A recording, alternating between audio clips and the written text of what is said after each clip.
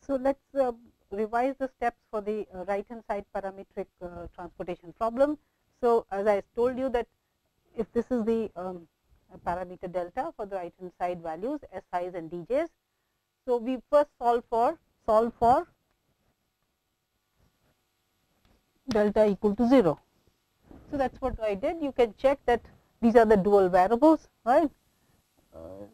Sometimes, so these are your ui's and these are your vj's. Okay, you can verify that the current solution shown here in the tableau is an optimal solution for delta equal to 0. So, once we have that, then we try to allocate according to the deltas. So, you see that here this is the cell which is common to both. So, here this will become minus delta, right, and then in this case you have 3 delta 2 delta. So, the maximum I can allocate here would be 2 delta. So, plus 2 delta. So, you use the same principle.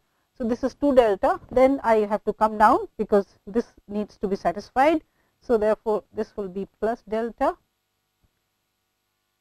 okay, 7 plus delta. Then because this is 16, so I must have, and there is a minus here. So, this becomes minus delta, right, and that is it. So, we have taken care of all the see this is this. So, for the deltas you see this is 3 delta, this adds up to 0, then this adds up to minus delta, and that is it. So, this is now accordingly, because it is already optimal, the u's and vj's. So, you see that the c bars are all non-negative. So, this is an optimal solution. So, determine the interval. So, for example, interval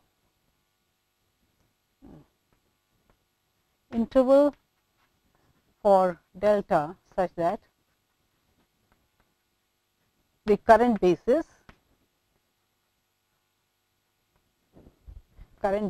is optimal.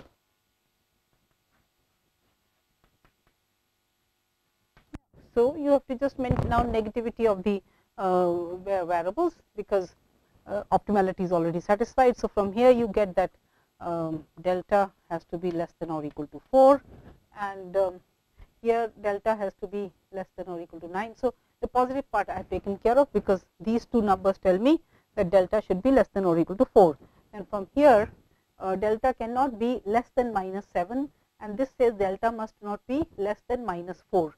So, you choose this, the maximum one of the two, right, maximum of minus 7 and minus 4, that gives you the lower limit for this. So, for all values of delta in this interval, your current solution is optimal, right. So, the moment, so now if you choose delta greater than 4. So, the moment you do this, the variable x12 becomes negative, right. And I had in the last lecture also I had gone through the steps of the. So, that means we now we apply dual simplex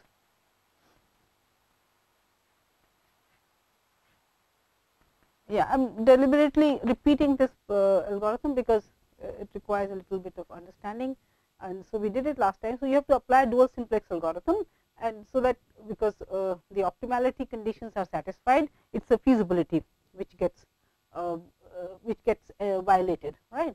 So, when delta is greater than 4, that means this is going to become negative. So, this must leave the basis, and so remember I told you that so now we need to quickly write out the c bars, because to apply the dual simplex algorithm I need the relative prices. So, therefore, this would be 3, right, 4 minus 1, yes, then this is 8, because 7 minus 7 is 0, and this is 9. So, this is 1, okay. And so, in fact, you should verify that the optimality condition is satisfied. So, this difference is, this is 6, so 8 minus 6 is 2, and this one is 8. So, this will be 11, then 11, this is 3, right, and here this one is 4, 9 minus 4 is 5, yes, then 3. So, this is 6, and this is 9. So, this is 9. Here 11. So, 18 minus 11 is 7, this is 4, and this number is 2. So, you are applying the dual simplex algorithm. Remember, we have to, so x12 because delta greater than 4, this variable will become negative. So, this needs to go out of the basis, and then when to determine the incoming variable, you can go back to in the simplex algorithm I had given in detail. So, you have to now compute these ratios, and here see this is y I j. That means, if you are considering the I jth non-basic variable here to enter the basis, then you must have the, so capital Y I j as we were saying is the vector. So, the components of these will be the numbers which will be used to express the a I jth column in terms of the basic columns. So, here I need to know the y I j, the 1 to 1 comma 2 component of the vector y I j, and this has to be less than 0, and in fact, we know that this is always equal to -1, because these numbers are either 0, 1 or -1, right. So, when you take this minimum ratio, this actually amounts to choosing the, I should have written here minimum, because this is -1. So, minus minus cancels, and so you have to choose that non-basic variable to enter the basis, for which the corresponding y I j 1 2 is equal to -1. So, among all the C I j bars, so that means I will, and since I do not have that kind of simplex tableau representation here. So, I do not know the numbers beforehand, I need to compute them, right. Okay. So, we will, what we will do is, so I will start with the smallest C I j bar, okay, and see, for example, here this is the one, right. And if you want to express this in terms of the basic columns, I have the expression here. So, A15 can be written as, because you form the theta loop. So, this will be A12, 32, this and this, see the theta loop is this, right. So, therefore, it will be A12 minus A32 plus A35, and here you see the corresponding component, the y1512 is equal to 1. So, therefore, this is cannot be a candidate for consideration here, that means it cannot be a candidate for coming into the basis. So, I will give you a simple rule, that means if this variable is to leave the basis, then you can check for yourself that all these the non-basic variables in this row and the non-basic variables in this column, all of them will have the corresponding component y I j 1 2 equal to +1. So, therefore, I can simply rule out these non-basic variables and these non-basic variables. So, that is done. So, therefore, your work becomes simpler, and now you will, so this 2 is also gone. So, the next smallest C I j bar is this, and I will try to consider this, and you can now verify, verify that. So, this will be y, this is 1 2 3 4 4 5, 4 5 1 2 is also 1. So, therefore, this is not a candidate for coming into the basis. So, now I go to the next highest value of C I j bar, which is 3 here, which is this, right. And so, try to make a theta loop here, and again you can see that. So, this is 2 5, y 2 5, I think you can also verify is equal to, oh maybe I will just quickly check what will be the loop here. If you want to make the loop here, this will be this, and then, oh, so you cannot go here, you have to come here, right. So, this will be this will be this, right. Okay. Yeah, the loop will be, we will have to, yeah, I am saying that you come here from here, then you come here, we then go here, and I come here, then here, here. So, it is a big loop, right. But anyway, just verify that this is also 1. Okay. You are using this because you are coming from here to here, going this way, then this way, then you are coming here, here, right,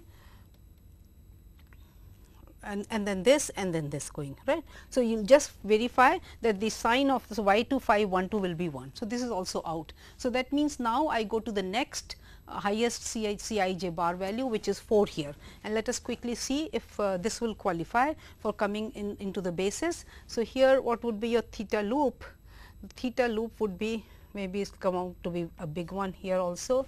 Let us see if you have this, yes, and you can see that from here this will be plus minus, oh, this is going to be, okay, let us see, or maybe I can just verify for yourself. So, this is y 31, oh, y 31, Okay. So, even this one will not come. So, I have just made the calculation. So, let us not spend time on it. So, what I am saying is that y 4312 is equal to actually 0. I think that is what it comes out to be. Y 4312 is 0. So, this does not figure in the loop that you make with this one.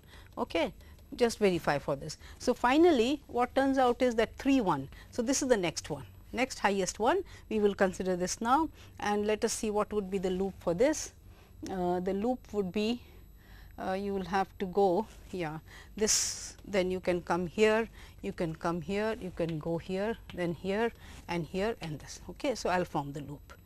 Okay. This is like this one, this, and here this one, then you come here, and this is the loop. This is the loop. Okay. Yes, I'll just draw it carefully for you. Okay. So, then you see this will come at level theta, then this will be minus theta, plus theta, minus theta, plus theta, and we wanted to look at the sign. So, therefore, see for example, this start with this plus, minus, plus, minus. So, now we know that your y 3112 is equal to minus 1. So, this one qualifies to so that means the variable x31 qualifies to come into the basic solution, becomes a basic variable, right, and we just have to make sure. See here you want to make this 0. So, theta is equal to, theta will be equal to delta minus 4, which will be non-negative for delta greater than or equal to 4. Remember, we are now choosing delta to be greater than or equal to 4. So, theta will now has to is at the level delta minus 4, and once you put theta equal to delta minus 4, this will become 0, and you can now just update your solution. Say for example, this will become delta minus 4 and this is minus theta. So, 7 plus delta minus delta plus 4. So, this will become 11. You can update your current basic feasible solution, and then once you update it, then you have to compute your and remember the choice of the incoming variable such that your optimality criteria will be satisfied. So, therefore, you just have to update the current basic feasible solution, and that will be optimal for some interval of value delta. So, for example, here what will happen is that this one this got changed to 9 minus delta, and let us see this one would be what here 8 minus delta plus 4. So, this is this is 12 minus delta. Okay, that does not help me. So, here for example, what would be this? Yes, look at this number here. This will be plus theta. So, this is minus theta, right. So, this one will become 5 minus delta plus 4, which is 9 minus delta. So, this particular variable will become 9 minus delta, and you can verify that the new solution, new basic feasible solution is optimal for 4 less than or equal to delta less than or equal to 9.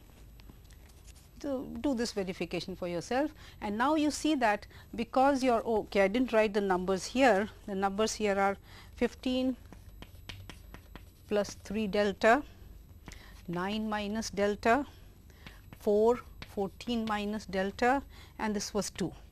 Right. So, you see this number will become infeasible for delta greater than 9, and since your demands demands can be either positive or zeros. So, here you see that this problem is not feasible for delta greater than 9. So, on this side you have done your computations, the computations are complete, because you have the interval minus 4 to 4 for delta and then 4 to 9. So, if you want to now find out what happens for delta less than minus 4, then you see that this particular variable will become negative, and so you will again do the same exercise by trying to remove this from the basis, and then you will find out which variable will enter the basis. And here you see that 15 plus 3 delta. This has to be non-negative. So, that tells you that delta should be greater than or equal to minus 5. So, that means the next interval, the next basic feasible solution, when you do the same exercise for delta less than or equal to minus 4. So, the next interval will be minus 5 to minus 4. And therefore, this will complete. So, I just wanted to show you that how you translate. We had discussed the dual simplex algorithm in detail. I just wanted to translate it to the transportation array, and you see that the disadvantage is there that you do not have these computations displayed to you on the board, but advantages are obviously there. So, therefore, one can continue using this. So, let me now discuss the parametric costs in the transportation problem. Again, just trying to translate the simplex algorithm and how you read it on the transportation array. That is all the difference. Otherwise, we have already discussed the theory, right. So, but let me explain to you. So, here you see this is Cij, that means your costs are Cij plus lambda Cij star, right. So, parameterized by lambda, and therefore, when you compute the relative price with respect to lambda, it is going to be the relative price with respect to the Cij, and then lambda times the relative C bars with respect to the star cost Cij star. So, that means you have to now compute two sets of basic variables. This will be for the dual, that means ui Vj and ui star Vj star. So, you will do that computation, and so I am writing them here. See, this is Vj Vj star. So, Vj star, this is given to you, then ui star are given here. Okay. Yeah, this is little crowded anyway. So, this is this, and then this is Cij star. Then I have written here the Cij bar and the Cij bar star. This is, and the circled numbers of course give you the basic feasible solution. So, right now if you look at the numbers, these numbers, all of them here, of course, for the non-basic this, then here this is one is positive, this is positive, this is positive, then here of course non-negative, positive, and this is positive, and this is positive. So, the current solution that you are seeing on the tableau is optimal for lambda equal to 0, right. And so, we will now try to find out the interval for lambda for which the current solution is continues to be optimal for all values of lambda in that interval, right. And so, for that we compute the lambda lower number, the lower number of the interval and the upper lambda upper bar, and the formula is of course for Cij bar star greater than 0, then you will have so, therefore, just look at the Cij bar stars which are positive, and you have only how many, this one is there. So, and minus 3 you will get that. Then for example, here this is 0, this is the one, so 2 by 3. So, minus 2 by 3, and then I think you have one more number for which it is positive, this one. So, this will be minus 7. And so, you choose the max of these numbers. So, therefore, so that the current solution remains optimal, and therefore, it comes out to be, the number comes out to be minus 2 by 3. Okay. And similarly, when you want to compute the upper bar for lambda, then this corresponds to Cij bar star less than 0. So, for all the cells for which the Cij bar star is less than 0, this we have computed, and obviously, you see that this will be the lowest number. You are choosing the minimum, because for all others, since you are doing minus Cij bar and this is also negative, the ratio will be positive. So, here this will be 0. Right, and therefore, you see that the current interval for lambda, right. So, lambda belonging to minus 2 by 3 and 0, the current solution is optimal, and when you put lambda equal to minus 2 by 3, you see you will have an alternate optimal solution for this particular cell. Where did you have 2 by 3? Yeah, this one. So, this particular cell, the relative price Cij bar lambda will become 0, and so it will be a candidate for coming into the basis. So, alternate optimal solution, and similarly for lambda equal to 0, which is here. So, when you put lambda equal to 0, this particular cell will also have its relative price as equal to 0, and so this will be a candidate for coming into the basis. So, you can now proceed on either side. When you put lambda equal to minus 2 by 3, this particular variable will be a candidate for coming into the basis. You do that, do the iteration, and then again you will get an interval for lambda, which will be below the number, the lower bar would be less than minus 2 by 3, the upper bar would be minus 2 by 3, and similarly here you will get it. So, then you can do the analysis for the whole of the interval for lambda varying from minus infinity to infinity.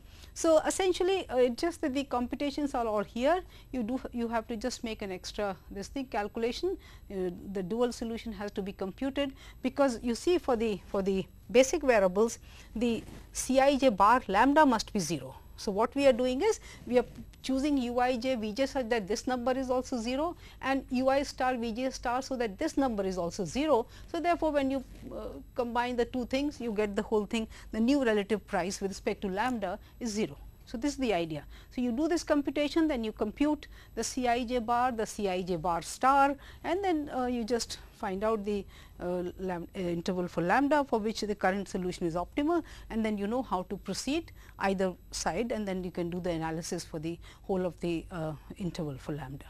Okay.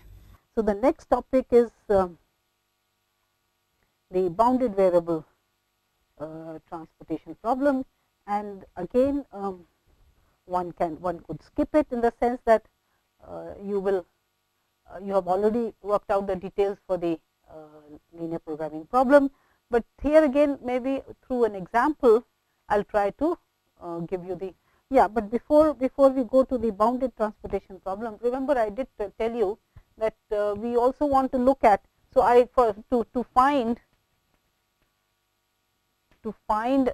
starting before we go to bounded variable problems, let us also look at this to find a starting basic feasible solution. This was our this thing. So, I gave you the northwest corner rule, right. Northwest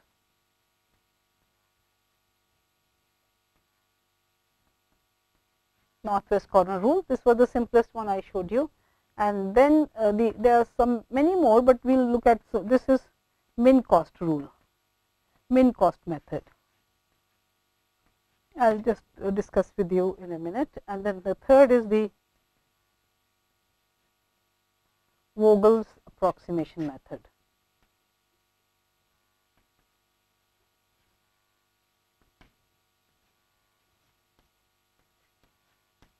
Okay. So, let us look at min cost method, which is very simple. I will write out the steps here. So, so the idea here is min cost method. Okay. So, you start with begin with all cells unallocated. So, the idea is simple. Then you choose, select the cell with minimum cost, with minimum Cij. Okay. So, out of all theseCijs, one can program it very nicely. You simply have to scan all the costs and see which is the minimum smallest one. Then allocate as much as possible, which means that you will have to look at the row number and the column number as much as possible, right. Then cross out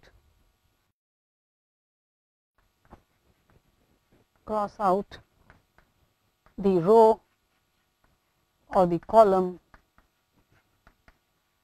which has been satisfied,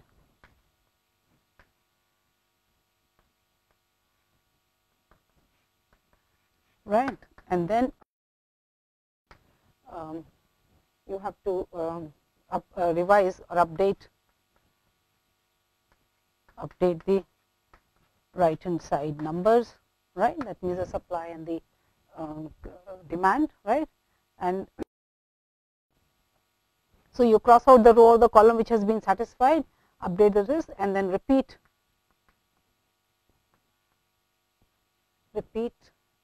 from step 2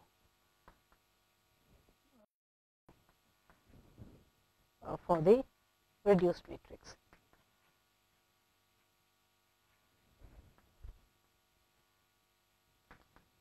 Okay, right. So very simple, and we can quickly go through this example.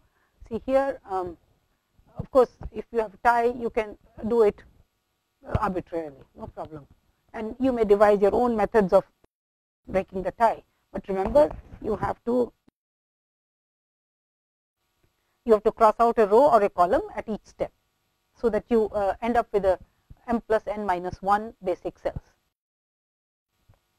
So let's begin with this one. Though you have 1, 1 here, I'll just choose this one, and here you see minimum of 30 and 40 is 30. So this is it, and what we are saying is you cross out this row, and now in the reduced matrix you look again for a minimum cost. This one is still there. Remember, this has to be updated to 10. Then in this case, this is 20 and 24. So this is 20. I'll allocate here, and this goes out, and this one now reduces to 4. So keep updating the right hand side, and now again look for the smallest one. So we have 2 of them. So I'll choose this, and here you can only allocate 4 units. So this is out, and this remains. This reduces to 32. Then I again have small. This is the smallest cost, and here I can make an allocation of 20, right? So this is gone, and this is 40. Fine. So now quickly scan. Well, you don't have much choice here now. This is the only row left, and we'll start with the minimum one here, 5. So you can make an allocation of 14. Then you go to 6 here, 34 you can do. Yeah, I should. So this becomes how much? 48. So right now you have how much now? 48 means 32, right? So have we made a mistake somewhere? Because I cannot allocate. Okay, 32 here, but then you're left with 10 here.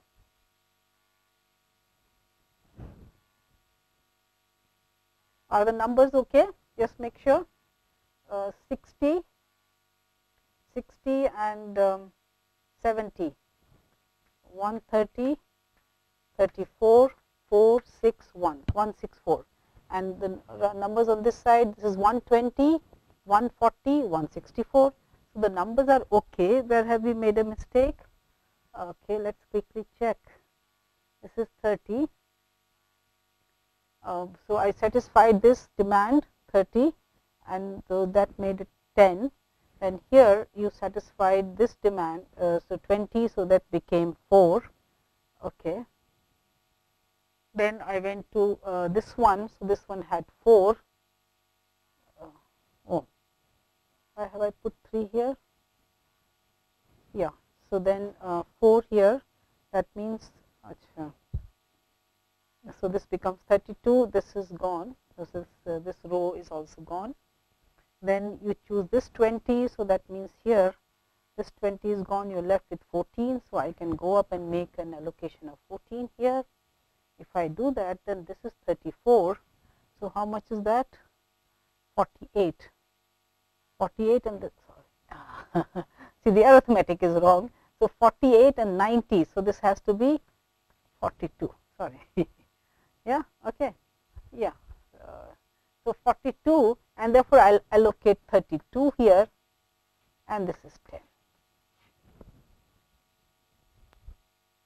Okay, so now all the rows and the column constraints are satisfied, and you see the thing is that so this is a starting feasible solution, because how many cells you have? 1, 2, 3, 4, 5, 6, 7, 8, right? And because you are all crossing out a row or a column, you will not have a loop anywhere present in these basic cells, and so this is a basic feasible solution. You can quickly compute the cost here. What is the cost? Yes, quickly. 30, then 70, 6 4s are 14, 144, then 15 2s are 30, 0, 15 3, so 4 7. Yes, please make sure that my arithmetic is okay. 15 2s are 30, 15 3s are 45, 45, so this is 48, 48, then 70, and you have here 20 plus 8, 28, right, 20 plus 8, and then finally 40. And I'll tell you the reason why I'm doing it. So this is 4 and 8 12, 2 1, 6 7 7 14, 14 and 8 22, 22 and 10 32 and 36, 6 3 3 4 8. 862 is the cost, I suppose. Okay. So this is no problem, but the only argument against this method was that it only works by the minimum cost. It chooses the minimum cost cell at each iteration. So Vogel came up with the idea that if this is not enough, because it's possible that, see, in a row you have to make certain allocations, because you may have to make more than one allocation, and in that case, if the minimum is very small, but the next minimum is very high, or the other costs are very high, then later on you may be forced to make an allocation in a cell which has a very high cost. So this, just going by the minimum cell, minimum cost cell is not enough, right? And so he suggested another method for using a starting basic feasible solution, and I'll try to demonstrate. So somewhere we will write down this thing, that the min cost method gave me starting feasible solution with cost 862. Okay, let us see what Vogel's approximation method will give me. Okay,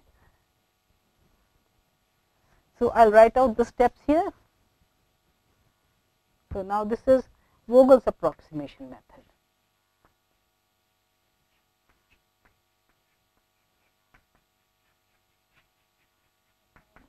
Vogel's approximation method. Okay.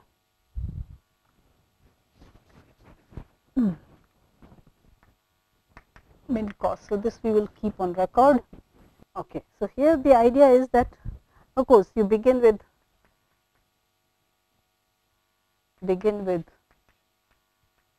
all cells unallocated.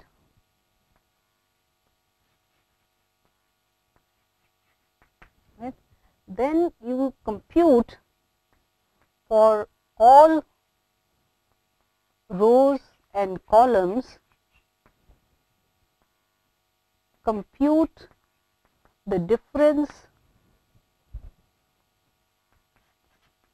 in the minimum and next minimum, or next smallest, I should say, next smallest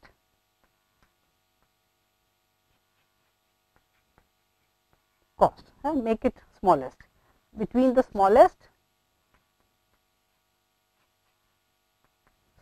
and next smallest cost, right. So against each row and each column, I'll write out the difference between the smallest cost and the next smallest, right, and then choose the one.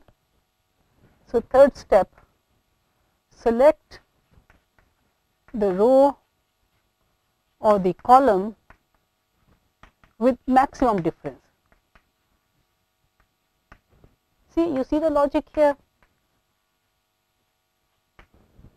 See, you will choose that row or column which has maximum difference, so that whatever possible you can, maximum possible you can allocate in that row or column, so that you may not have to go to the cell because the next cell, since the difference is the highest among all rows and columns, so you are at least able to here make maximum possible allocation to a cell with minimum cost, and the next highest cell you may not have to use at all.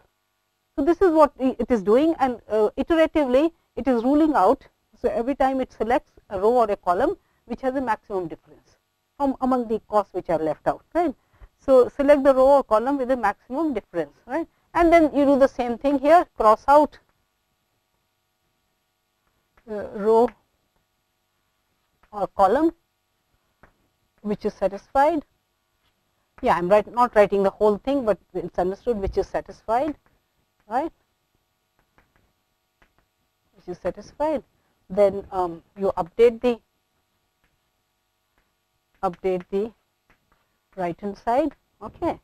Once you update it, then here you just have to make sure that okay, make maximum possible allocation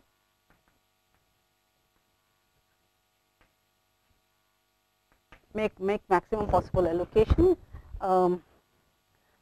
to see what I want to say is that if it's the only cell left in a row or a column, to the only cell left in a row or a column. You understand? See, before I go on to compute the differences, if it's the only cell present in a row or a column and the constraint is not satisfied, then obviously you have to make an allocation there, because the constraints have to be satisfied, right? Left in a row or a column, right? Then you just go back, repeat, update. You have to repeat the steps from 2 onwards.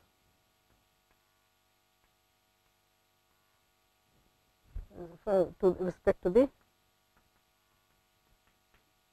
reduced matrix.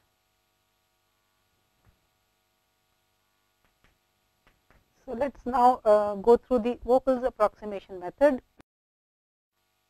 So as we said, we'll first compute the differences for the okay, these numbers are going to be fine, but we'll manage somehow. Yeah, okay. So here, for example, the difference is 2, right? Minimum, smallest and next smallest. Then here the difference is 3. Here the difference is 1. Okay. And here the difference is 1. Right. Now in this case, for the columns, yes, the difference is 1 here. And maybe I can remove this once we know the method I'm writing. Yeah, let me just remove this. Okay. So here it's 2 and 4 and 6. Difference is 2. This is 1 and okay, not a very good example for Vogel's method, but anyway, it will show that it still works. So maximum difference, this is 1. So maximum difference you have to choose. You can either go for this one or this one. So there's no problem. You can break the tie in any way you like, right? So suppose I choose this row, right? And the smallest cost here is 2. So I can make an allocation of 20. You might again here see, for example, I could have chosen this as a column, and then here this would have been okay. So not a difference, because this would have been the smallest cell, right? And here also I would have made an allocation of 20. Suppose you had a choice. Suppose this number was bigger, right? Then I could have broken the tie by choosing this column, because then I would have been able to make. But it's not necessary that it will really work. But one can have empirical rules for breaking the tie in the Vogel's approximation method, and a lot of people had done work on this to be able to improve the efficiency. But the thing is that you cannot prove anything analytically. Anyway, so here I choose this, and then I update this number, which becomes 70, and this is out, right? So I cross out this column, because the column constraint has been satisfied, right? So now these numbers will change, because now the difference here will be 1. See only the column numbers will change. Sorry, the row numbers. The column numbers will remain intact. So I don't have to worry. Here this will be the same, and then here it is same, right? So therefore, this is the next one. Yes, this is the column with the highest difference between the smallest and the next smallest cost. So here this cell is 2, and I can choose this to be 20, right? So this will get updated to 14, and this is out. So once a row gets crossed, the column numbers will change, the column differences. So we just have to be careful. So here this number will become 2, right? because 1 and 3. So, this is 2. Oh, why am I looking at this? I do not have to compute for this. So, we go here because this row has been ruled out. So, 1 and 3, this is 2, remains 2, then 6 and 8, this remains 2, and here now the difference here is 7, right, because this is out. So, 2 and 9, the difference is 7, and here the difference would be 5 and 8, which is 3. Okay. So, we will choose this column, right, and here the minimum cell is this one, right, and I can make an allocation of 24 here. So, now this is ruled out, okay, and this gets updated to 12.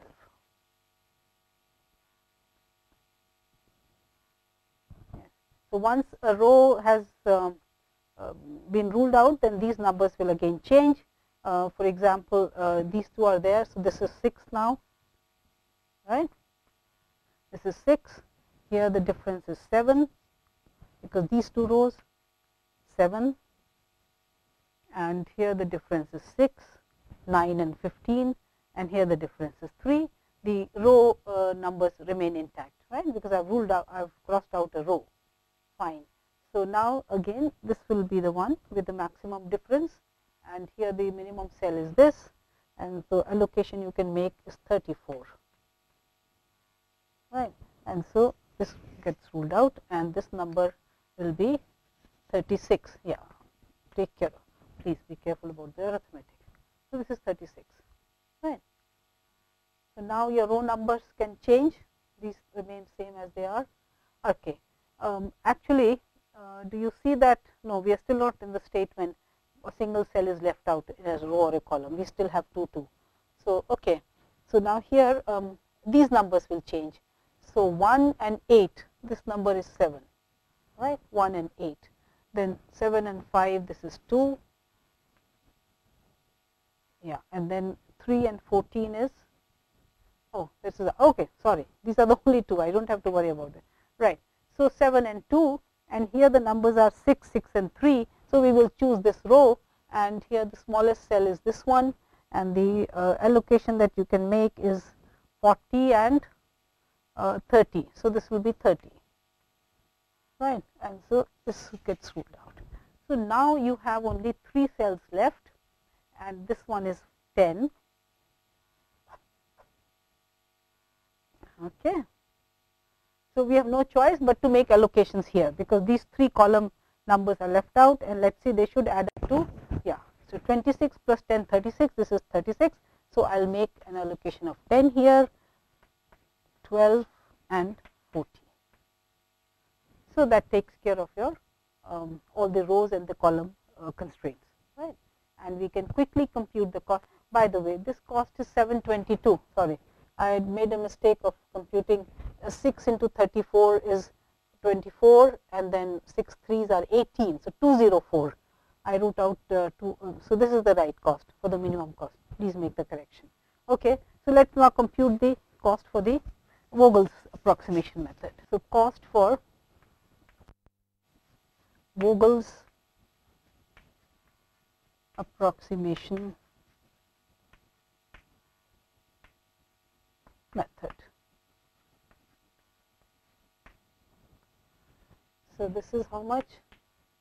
30 plus 40 plus 70, that is 204, right. Then 15, 12, 5s are 6, 60, so 0, 12, 180, right. Then 70 again, and 48 and 40. So, let us add up. 12, 1, 8, 9, 9 7s are 16, 16 8s 24, 24 and 10 34, 38, 8, 3, 5 and 6. I suppose this should be okay. Just make sure that your solution is correct, right? Okay. Fine. So, 682. So, there is definitely this is less than 722. So, obviously, it will make a difference, but then again one can always choose numbers, so that the because you had to do more work here, remember, for the Vogel's approximation method you had to, but okay, yes, let me point out something here.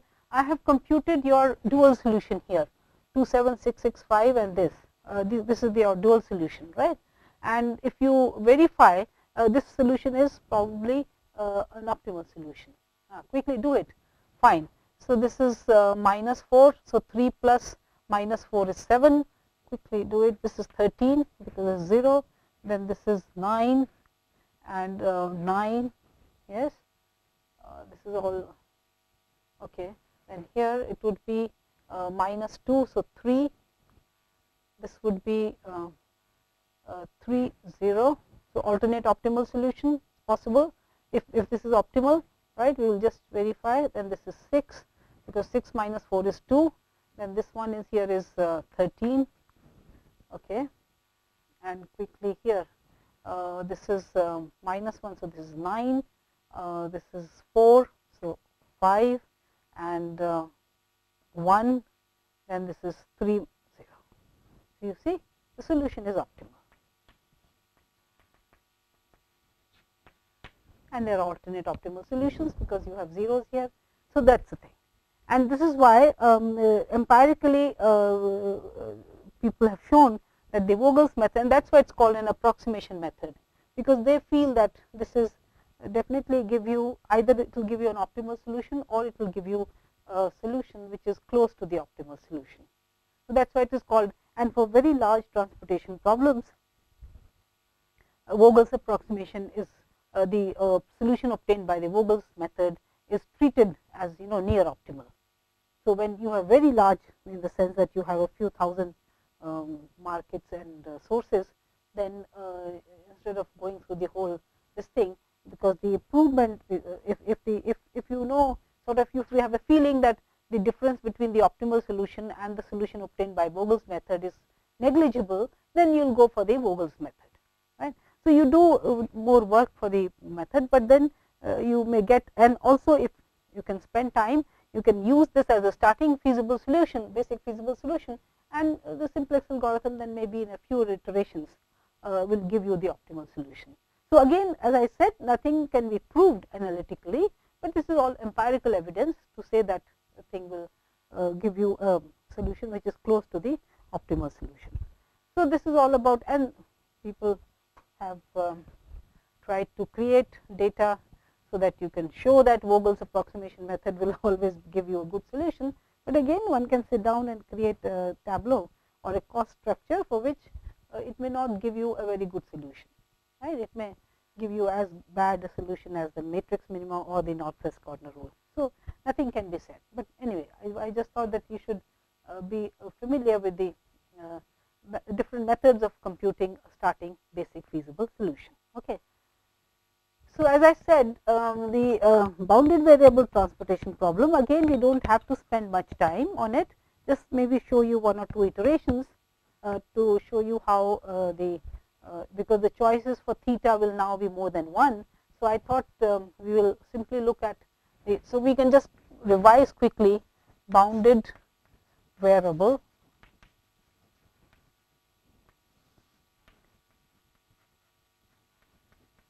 transportation problem. So, now the upper bound constraint, that means your problem would be minimize z equal to summation Cij Xij or over all the arcs subject to sigma Xij summation j varying from 1 to n is Si I varying from 1 to n, and summation Xij I varying from 1 to n is your demand Dj for j varying from 1 to n. Okay. And we have the added constraint Uij. Okay. So, we cannot send more than Uij amount on a. So, now you see the first thing that gets endangered is the feasibility, the existence of it, because once we said see this condition that summation Si I varying from 1 to m is summation dj j varying from 1 to n was enough to ensure a basic feasible solution to the transportation problem. But now you see this may be satisfied, but still it is possible their upper bound constraints may be such that you see at a source I you have SI units available and you have all these arcs going to different markets, right. But if the capacities of these markets of these arcs do not add up to SI, they are less than SI, then you cannot send all the material from here, right, because you have to use these arcs which are going to the different markets, and if these capacities are low enough so that they do not add up to the number SI, then I cannot use up all the supply here, and that means some demand will be left unsatisfied because I am assuming that sigma SI is sigma dj, right. So, a sufficient condition for a feasible solution is, so that means one can always verify, again it is not a necessary condition, it is only a sufficient condition. So, sufficient condition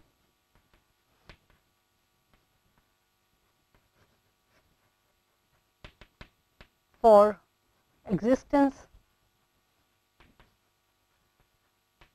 of a basic feasible solution would be that summation uij j varying from 1 to n from the ith source to all possible markets, this number should be greater than or equal to Si, I varying from 1 to m, right. And similarly, for each market or for each demand point, the supply the upper bounds on the arcs, incoming arcs should be such that they add up to more than what is demanded at that point, right. So, summation uij I varying from 1 to m should also be greater than or equal to dj j varying from 1 to n. And here let me just mention that it is not necessary, see the uij's for some arcs may be infinity, because the number there may be no upper bound restriction on the arc, right. So, that is understood. So, here uij's may be finite or infinite numbers, but this will ensure if this sufficient condition is satisfied, then you know that you will be able to find the problem is feasible essentially, right. And then so that takes care of the fact that yes, your problem would be feasible if you have that condition satisfied. Again, it is not necessary. Now, so what else do we need? So therefore, we will work with a working basis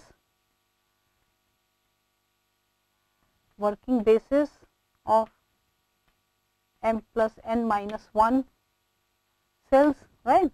So, why? So that so that means you can always ensure a working basis of m plus n minus 1 cells, and such that such that the non-basic cells